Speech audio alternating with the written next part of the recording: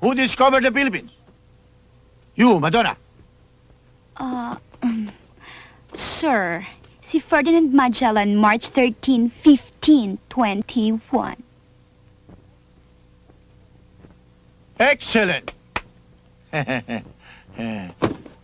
Sinong pumatay kay Lapu-Lapu? Ikaw, Michael. Ba, hindi ako, sir. Kahit mahirap lang kami, hindi ko magagawa yun. Anong kalokohan pinagsasabi mo? Ang tinatanong ko sa'yo, sinong pumatay kay Lapu-Lapu? Hindi nga ako, sir, eh. Tarantado ka talaga, no? Gusto ko makausap ang tatay mo. I want you to bring him here. Understand?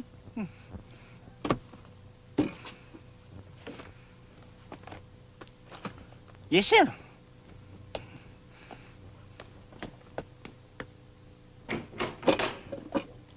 Tay, Oh, Michael, tay, ibig daw kayong makausap sa eskwela. bakit? Kasi o itay, tinanong ako kung sino ang pumatay kay Lapu-Lapu. Oh. Ang sabi ko, hindi ako. Ngayon, kayo ang gustong makausap. Lagot kayo, tay. Teka! Bakit ako?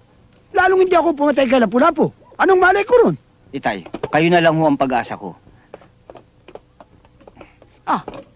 Mukha yatang may lakad kayong magama. Eh, kasi o Lola, ibig kong makausap ng teacher ko itong si Itay. Bakit? Inay, ito kasing apo nyo, pinagbibintangan sa eskwela na pumatay kay Lapu-Lapu. Hindi naman ho siya. Eto nga't nagpapasama para magpaliwanag kami ron. Kung maaari ho sana, Inay, sumama na rin kayo para magpaliwanag. Nako! Kayong mag-ama, oo. Nakita nyo nang tinatapos kong aking ginaganchilyo. Kung bakit kasi, ayaw nyo pang aminin kung sino sa inyong dalawa ang pumatay. Sir, ito na ho tatay ko. Ano ho bang may paglilingkod ko sa inyo? Anong may paglilingkod? Kayo ang nagpatawag sa akin eh. Pinatawag?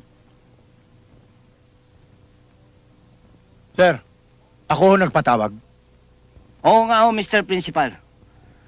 Pinagbibintangan kami na kami raw ang pumatay kay Lapu-Lapu. Kahit tingnan ninyo ang lahat ng police record, malinis kami. Wala pa kaming napapatay. Ngayon, kung ipagpipilitan ninyo na kami ang pumatay kay Lapu-Lapu, baka ngayon lang kami makapatay ng tao. And you will have a dangerous life.